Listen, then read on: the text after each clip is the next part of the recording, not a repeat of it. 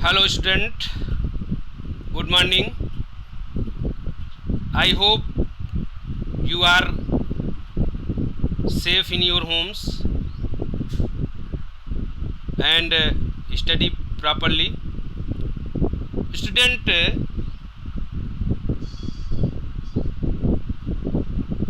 in this video we are going to explain you how to solve a pair of linear equation in two variable graphically.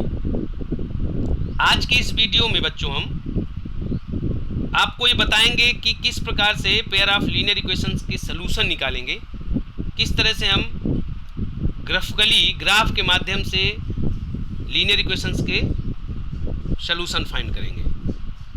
पिछले video में बच्चों आपको ने देखा कि जब हम कोई सिचुएशंस कुछ इस तरह की सिचुएशन हमारे सामने आती है जहाँ पर पेयर ऑफ इक्वेशंस फॉर्म होते हैं, तो उनके ग्राफ को जब हम उनका ग्राफ ड्रा करते हैं तो आप पाते हैं कि तीन प्रकार के लाइंस आपको मिलती हैं। चूँकि पेयर ऑफ लीनियर इक्वेशन है इसलिए दो लाइन एक साथ हमको मिलती हैं, और उन लाइंस का जो किसी एक प्लेन पे ड्रा करने के पश्चात जो कंडीशन आती है, या यूँ कह लीजिए कि प्लेन पे वो पेयर ऑफ लाइंस किस तरह से बिहेवियर दिखाएंगी, आपने पिछले वीडियो में देखा था।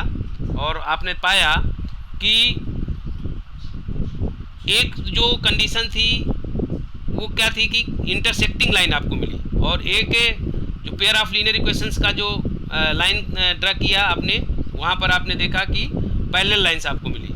और एक तीसरे प्रकार का जो है केस आपने देखा जहाँ पर आपने देखा कि जब हमने पेयर ऑफ लाइन इक्वेशंस का ग्राफ ड्रा किया तो वहाँ पर कोइंसिडेंट लाइंस आपको मिले। कोइंसिडेंट लाइन मतलब एक लाइन दूसरे के ऊपर आ गई। तो आइए आज देखते हैं हम किस तरह से हम सलूशन निकालेंगे, सलूशंस किस परिस्थिति में हमको मिलेगा।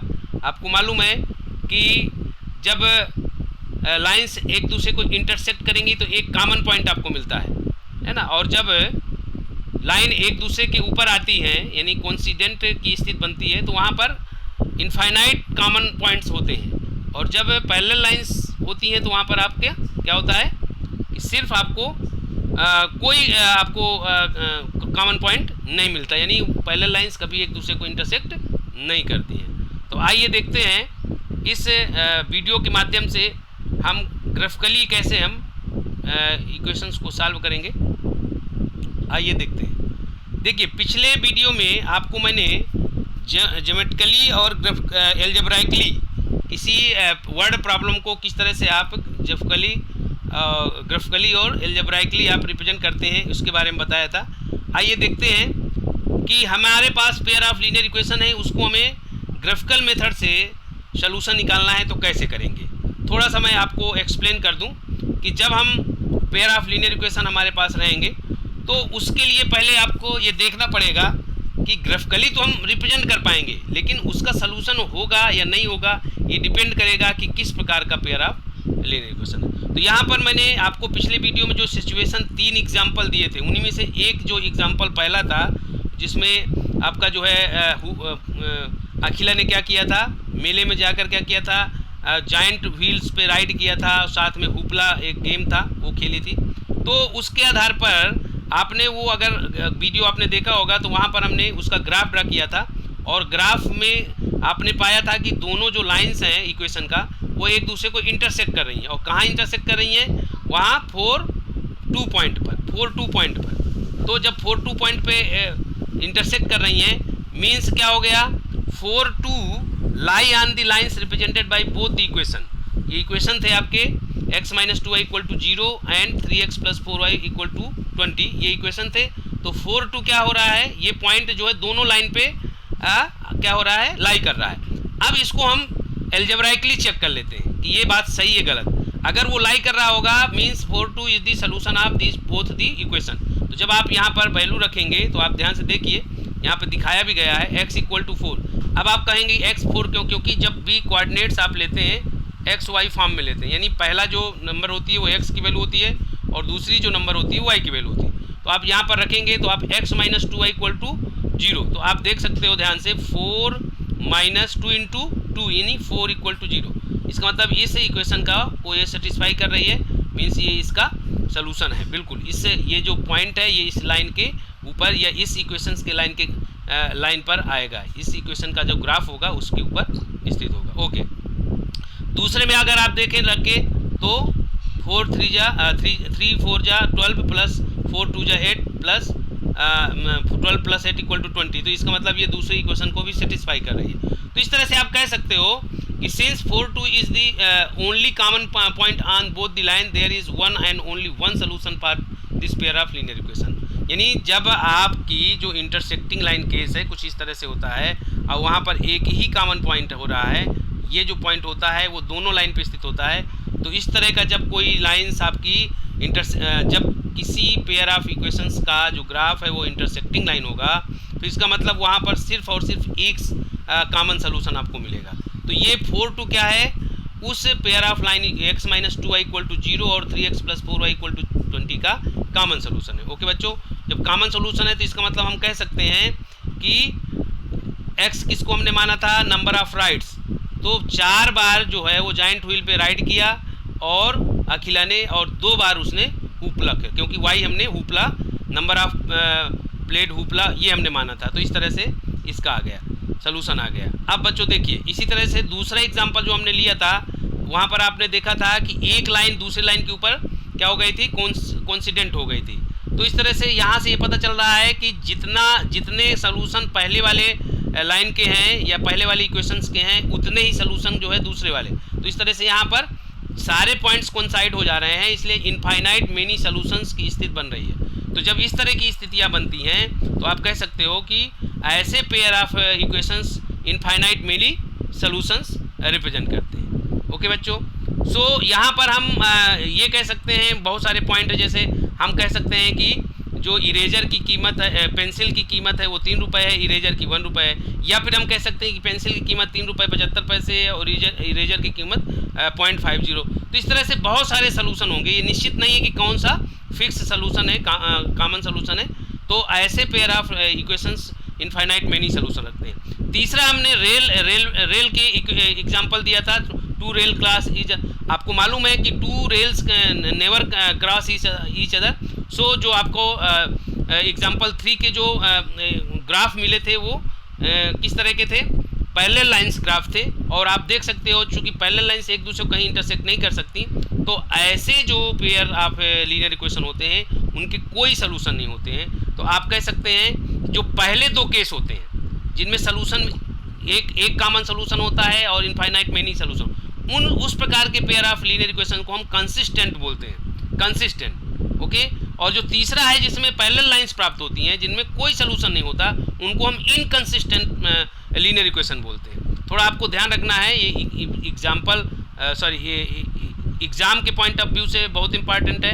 Consistent means having solution one or many one, okay, और inconsistent means having no solution. Okay, जिन पेयर ऑफ लीनियर इक्वेशन का कोई सोल्यूशन नहीं होता उसको हम बोलते हैं इनकंसिस्टेंट। आइए इन्हीं बिहेवियर के आधार पर एक हम टेबल आपको दिखा रहे हैं, आप उस टेबल को देखिए। पहला केस है द लाइन में intersect in a single point, in this case the pair of equation has a unique solution. ध्यान दीजिए, इसी प्रकार के पेयर ऑफ लीनियर इक्वेशन की हम आगे चर्चा करेंगे और उन्हीं का हम ग्राफिकली सॉल्व करेंगे, साथ में एल्जेब्राइकली सॉल्व करेंगे जिसमें यूनिक सोल्यूशन होता है। इनको हम कंसिस्टेंट पेयर ऑफ इक्वेशन बोलते हैं। जो दूसरा आपका केस है द लाइन्स में be parallel, in this case the equation have no solution, ठीक है, जिसमें पैरेलल लाइन्स होती हैं। यानी एग्जांपल 3 की हम बात यहाँ कर रहे हैं, लिख दिया सेकंड, उसमें ऐसा कुछ नहीं है कि इनका कोई क्रम है, ठीक है ना, सेकंड पार्ट में हमने लिख दिया। लेकिन यहाँ पर आपको देखना है कि जब लाइन पैरेलल होती हैं तो आपका इक्वेशन का कोई सोल्यूशन नहीं होता। यहाँ जो सोल्यूशन की बात हो रही है कॉमन सोल्यूशन की हो रही है, मतलब ऐसा सोल्यूशन जो दोनों को सेटिस्फाई करे। ओके, ऐसे हम इक्वेशंस को, हम पेयर ऑफ इक्वेशंस को हम इनकंसिस्टेंट बोलते हैं। ध्यान से आप देखिएगा और मैं इसको आप क्लियर कर दूं। इनकंसिस्टेंट का मतलब it has no solution, consist मतलब रखना, मतलब यहाँ पर रखना किससे मतलब है, सोल्यूशन से, तो इनकंसिस्टेंट मतलब सोल्यूशन नहीं रखते हैं। ओके, फिर तीसरा है लाइन में भी coincident, in this case the equation have infinite many solution. Dependent या कंसिस्टेंट पेयर ऑफ इक्वेशन इसको बोलते हैं। ओके बच्चों, तो यहाँ पर आपको तीन इक्वेशंस यहाँ पर दिए गए हैं। पहले में इंटरसेक्टिंग लाइन है, दूसरे में कोइंसिडेंट है और तीसरे में लाइन आर पैरेलल। ओके, इन तीन पेयर में एक टेबल बनाई गई है।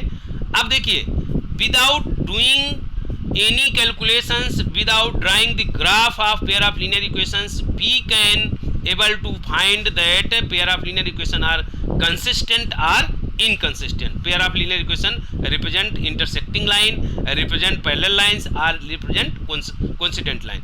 यानी हमें ग्राफ, हर बार हमें ग्राफ ड्रा करके ये पता लगाने की जरूरत नहीं है कि ये इंटरसेक्टिंग। उसके लिए ये टेबल दी गई है, आप टेबल को ठीक से समझ लीजिए।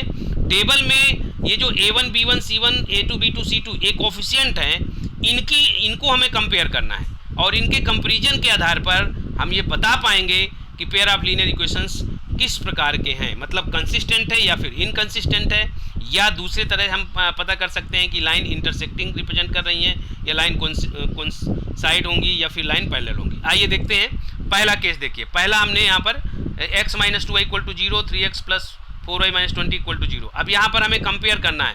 पहला है A1 A2। हमेशा याद रखिए, यहाँ गलती करते हैं हम। कैसी गलती करते हैं कि A1 के साथ A2 ही आएगा, B1 के साथ B2 आएगा, C1 के साथ C2 आएगा, ये ध्यान रखना। तो आप यहाँ पर क्लियरली देख सकते हो, पहले वाले इक्वेशन में A1 1 है, B1 -2 है और C1 आपका 0 है। दूसरे वाले में A1 3 है, A2 3 है, B2 4 है और C2 -20 है। ओके, तो जब आप कंपेयर करेंगे तो देखिए जरा 1/3 -2/4 और 0/-20। यहाँ आप देख सकते हो 1/3 कैन नॉट इक्वल टू -2/4। इसका मतलब पहला केस आपको मिल गया, ये होना चाहिए। यानी यदि पेयर ऑफ लीनियर इक्वेशन में A1/A2 can not equal to B1/B2 है, ध्यान से देखिए, तो वो आपका जो पेयर ऑफ लीनियर इक्वेशन है इंटरसेक्टिंग लाइन रिप्रेजेंट करेगा और सिर्फ एक सोल्यूशन रखेगा, यूनिक सोल्यूशन रखेगा। ओके, दूसरा केस देखिए। दूसरे केस में कंपेयर किया गया है, पहला जो पेयर है आपका जो है वो 2/4, दूसरा जो है रेशियो है 3/6 और तीसरा है -9/-18। अगर आप इनको और सिंप्लीफाई करें तो यहाँ से आपको क्या मिलेगा 1/2, ठीक है, 1/2। दूसरे से क्या मिलेगा भी 1/2 और तीसरे से भी 1/2। इस तरह से A1/A2 = B1/B2 = C1/C2, यानी तीनों जो रेशियो कोफिशिएंट का रेशियोज है वो क्या हो गया, इक्वल हो गया।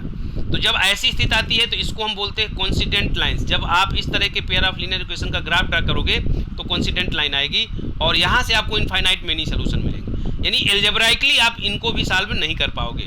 ग्राफिकली तो इनका लाइन्स आप ड्रा कर लोगे, बट एल्जेब्राइकली इनको आप नहीं सॉल्व कर पाओगे। एल्जेब्राइकली सॉल्यूशन सिर्फ हमें फर्स्ट टाइप के equation pair of linear equation को ही दे पाओगे आप एल्जेब्राइकली, ठीक है ना, जिसमें यूनिक सॉल्यूशन है। ओके, नाउ थर्ड केस है when A1/A2 = B1/B2 can not equal to C1/C2। यानी पहले दोनों रेशियो बराबर है लेकिन तीसरा रेशियो बराबर नहीं है। जब ऐसी स्थिति बनती है तो हम कहते हैं कि such type of pair of linear equation represent parallel line and having no solution. तो ये बच्चों आपको विशेष रूप से ध्यान देना है। ये केस आपको, ये वाला जो हिस्सा है इसको आपको समझना है, कब यूनिक सोल्यूशन होगा या कब इंटरसेक्टिंग लाइन रिप्रेजेंट होंगी, कब पैरेलल लाइन्स होंगी, कब कोइंसिडेंट लाइन होंगी। ओके बच्चों, तो ये आपको ध्यान रखना है और ये विदाउट डूइंग एनी कैलकुलेशन आपको कंपैरिजन करके उनके कोफिशिएंट को कंपेयर करके ये पता कर लेना है। ओके बच्चों, तो आइए देखते हैं, हम यहाँ पर ग्राफिकली मेथड्स यूज़ करने जा रहे हैं, ठीक है। तो देखिए जरा, from the table above you can observe that if the line represented by the equation A1x + B1y + C1 = 0, A2x + B2y + C2 = 0, this is the pair of linear equation। ये क्या है, पेयर ऑफ लीनियर इक्वेशन है। तो इसको आप इस तरह से दिखा सकते हैं। इंटरसेक्टिंग लाइन देखिए ये केस दिया है, कोइंसिडेंट लाइन का ये केस है, तीनों इक्वल होते हैं। और पैरेलल लाइन का जो है ये है जिसमें A1/A2 = B1/B2 can not equal to C1। ये आपको देखना है। ओके बच्चों, आइए देखते हैं हम एक ग्राफिकली सॉल्यूशन देखते हैं। देखिए बच्चों, जैसे मान लीजिए ये एक एग्जांपल दिया गया है, check whether the pair of equations है ना x + 3y = 6, 2x - 3y = 12 is consistent, if so solve them graphically. तो आप कंसिस्टेंट अगर चेक करना है तो आप तो सीधा जो है इसके कोफिशिएंट से कर सकते हो। जैसे यहाँ पर आप देख सकते हो A1 1 आया है, A2 2 है, फिर दूसरा देखिए क्या है 3 है और -3 है, तीसरा देखिए 6 है और 12 है। ओके, तो इससे मतलब ही नहीं है। आप देख सकते हो 1/2 का नॉट इक्वल टू 3/-, इसका मतलब ये सीधा सीधा कंसिस्टेंट है मीन्स हम इसके सोल्यूशन हम निकाल सकते हैं। ऐसा आप कर सकते हो। और ग्राफ के माध्यम से भी आप देखोगे, चूंकि कंसिस्टेंट यहाँ पर है, यूनिक सोल्यूशन रिप्रेजेंट कर रहा है, तो आप देखोगे ग्राफ इसके जो है इंटरसेक्टिंग लाइन रिप्रेजेंट करेंगे। तो आइए देखते हैं जल्दी से क्या करेंगे हम। सबसे पहले तो काम ये है आपका कि अगर हमें एक pair of linear equation graph draw करना है तो बारी बारी से पहले 1 को लेंगे, पहले 1 इक्वेशन को लेंगे, यहाँ पर x + 3y, कम से कम दो सोल्यूशन हमें निकालना है। ओके, सोल्यूशन के लिए कुछ इस तरह से आपको टेबल बनाना पड़ेगा, मैं आपको थोड़ा बता देता हूँ। अब यहाँ पर देखिए, सबसे पहले हमें डिपेंडेंट इंडिपेंडेंट बनाना है, तो यहाँ पर आप x + 3y = 6 है, तो इसको आप लिख सकते हो x = 6 - 3y, ऐसे लिख सकते हो। ये आपकी मर्जी है, ऐसा नहीं है। आप कोई बच्चा अगर लिखना चाहता है तो 3y = 6 - x, तो y = 6 - x/3 ऐसे भी लिख सकते हैं, लेकिन मैं अभी आपको ऐसे दिखा रहा हूँ। तो ये आपका क्या हो जाएगा, x हो जाएगा आपका x और ये y हो जाएगा। x कितना है 6 - 3y, यानी y की वैल्यू हमें अपने से रखना है। एक बार 0 रख देते हैं, 0 रख देंगे तो ये आ जाएगा 6, और एक बार क्या रख दें 2 रख देते हैं तो ये आ जाएगा 0। इस तरह से ये आपको प्रयास ये करना है कि जो ये सोल्यूशन है वो इंटीजर फॉर्म में आए, ये ध्यान रखना है। तो पहला आपका ये हो गया। इसी तरह से आप दूसरे इक्वेशंस के भी जीरोज पहले निकाल लें, सोल्यूशन निकाल लें। दूसरा इक्वेशन है 2x, क्या है 2x - 3y = 12, है ना। अब यहाँ पर भी आप इसको इंडिपेंडेंट बनाए, तो मैं इसको सीधा लिख देता हूँ 2x = 12 + 3y, ट्रांसपोज किया तो x इक्वल टू क्या हो जाएगा, x इक्वल टू हो जाएगा 12 + 3y/2, ओके 2 हो जाएगा। ठीक है, अब यहाँ पर मैं एक टेबल बना रहा हूँ, टेबल देखिए, टेबल बना रहा हूँ। एक तो x हो जाएगा और एक y हो जाएगा। तो यहाँ पर y को हमने, तो y की वैल्यू फिर से यहाँ पर हम अपने से रखेंगे। अब यहाँ पर अपने से रखने का मतलब ये नहीं है कि कुछ भी रखें, अगर ऐसी वैल्यू रख दोगे तो इंटीजर फॉर्म में नहीं है। जैसे यहाँ y = हम 0 रख रहे हैं, जब 0 रखेंगे तो ये 6 आ जाएगा। ओके,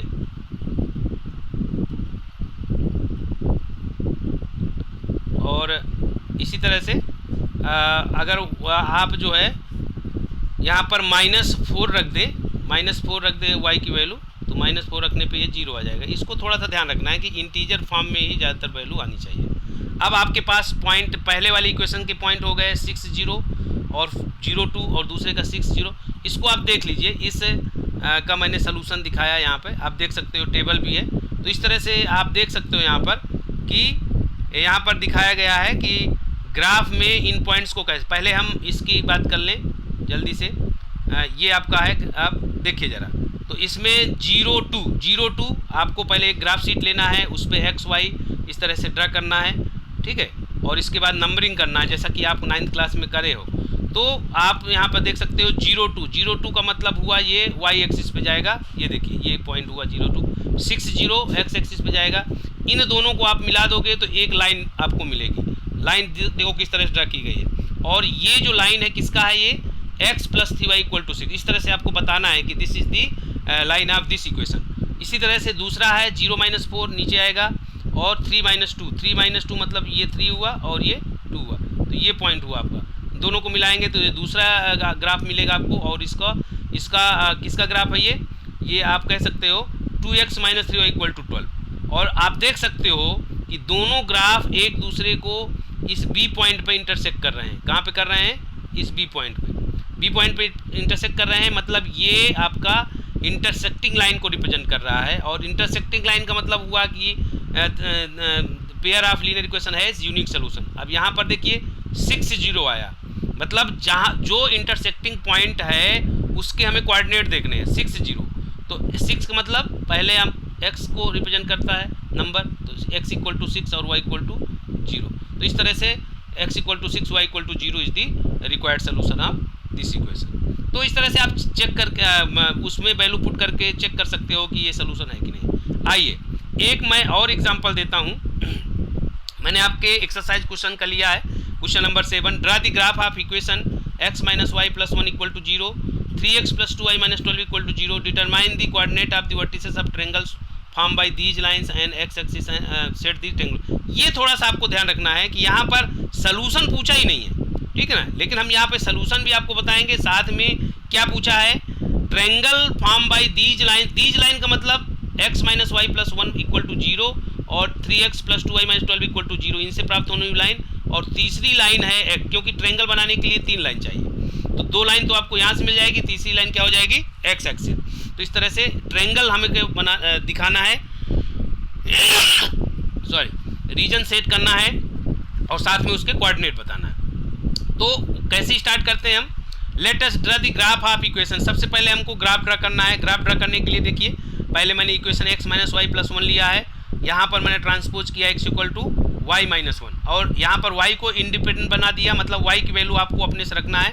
प्रयास ये करना है कि वैल्यू ऐसे रखिए जिससे जो आपके सोल्यूशन है वो इंटीजर फॉर्म में है। यहाँ पर मैंने 0 और 1 रखा है, जिससे कि -1 0 आ गए, ये आपके क्या हो गए, इसके सोल्यूशन हो गए। इसी तरह से दूसरा इक्वेशन है 3x plus 2y minus 12 equal to 0, यहाँ पर मैंने पहले ट्रांसपोज किया 3x को, तो ये 12 आपका माइनस से प्लस में आएगा, ये बताने की जरूरत नहीं है, देखिए। और इस तरह से y equal to 12 minus 3x upon 2, यहाँ पर मैंने x को बताने के लिए कि आप x को भी बना सकते हैं, y को, x को इंडिपेंडेंट बना दिया, तो x की वैल्यू आप अपने से रखेंगे। यहाँ पर मैंने 0 और 2 रखा, तो जिससे 6 और 3 है, तो यहाँ पर 2 पॉइंट यहाँ आ गए। तो इन पॉइंट को प्लाट करोगे, ज्वाइन करोगे तो पहले वाले इक्वेशन का ग्राफ मिलेगा, और इनको प्लाट करोगे, ज्वाइन करोगे तो दूसरे का मिलेगा। इस तरह से हमको क्या करना है, ए भी नाम देना है, नहीं भी दोगे तो चलेगा, बट इस तरह देने से क्या है, क्लियरिटी ज़्यादा रहती है। और मैं आपका इसका डायग्राम दिखा देता हूँ, देखिए ज़रा, मैंने इसको करके दिखाया है। पहले वाले का है -1 0, देखिए -1 0, फिर है 0 1, तो ये दोनों पॉइंट को मैंने मिलाकर इसको बढ़ाया है, प्रोड्यूस किया है। इस तरह से ये एक लाइन मिली हमें, किस इक्वेशन का है, x minus y plus 1 equal to 0 का है। इसी तरह से दूसरा जो पॉइंट था आपका 2 3 था और 0 6, तो 0 6 मीन्स y एक्सिस में जाएगा, 2 3 2x है और 3y, और इन दोनों को मिलाकर आप इंक्रीज करेंगे, तो इस तरह से ये आपका जो है एक लाइन मिलेगी जो 3x plus 2y plus minus 12 equal to 0 को रिप्रेजेंट करेंगे।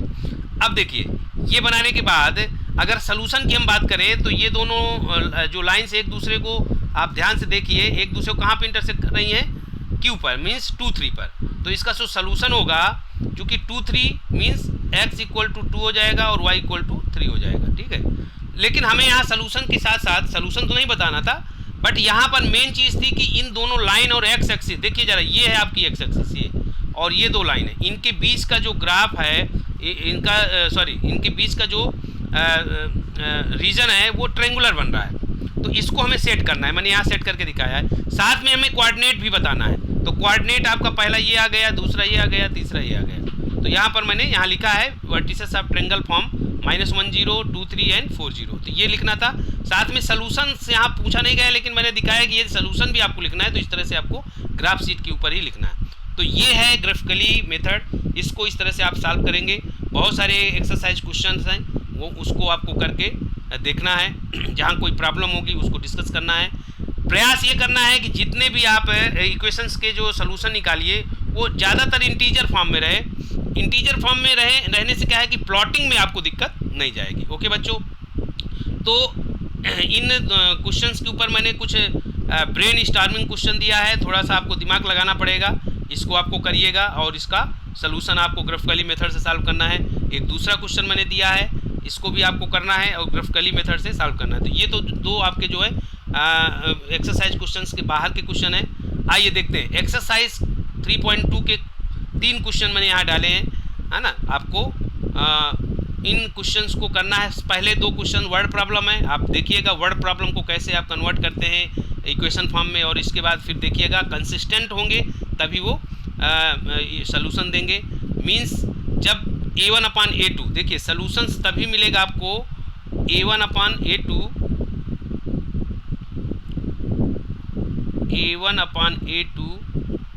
Can not equal to b1 पर, इसको बोलते हैं, इसको आपको देखना है, ठीक है। ये है क्या, इस तरह का जब pair of linear equation represent करेगा तब यूनिक सोल्यूशन आपको मिलेंगे, है ना। तो आप देखिएगा दूसरा तीसरा क्वेश्चन कंपेयर करके आपको बताना है कि किस तरह के pair of linear equation intersect at A point parallel या कोइंसिडेंट, ठीक है। तो कंडीशन है, कंडीशन के आधार पर आप चेक करिएगा। और तीसरा में आपको फिर से कंपेयर करके दिखाना है कि कंसिस्टेंट है या इनकंसिस्टेंट। तो ये जब आपके a1/a2 not equal to b1/b2 रहेगा तो कंसिस्टेंट होंगे पेयर ऑफ लीनियर इक्वेशन, और जब a1/a2 equal to b1/b2 equal to c1/c2 होगा तब भी कंसिस्टेंट होगा। और जब a1/a2 equal to b1/b2 but not equal to c1/c2 तब वो इनकंसिस्टेंट, यानी जब पैरेलल लाइंस की कंडीशन प्राप्त होती है तब वो इनकंसिस्टेंट होगा। तो इस तरह से आप करिएगा। कोई दिक्कत होगी तो हम फिर लाइव क्लास के थ्रू आपका जो है कन्फ्यूजन दूर करेंगे। ओके बच्चों, आज के लिए इतना ही, बहुत बड़ा वीडियो बन गया है। ओके, बहुत बहुत धन्यवाद।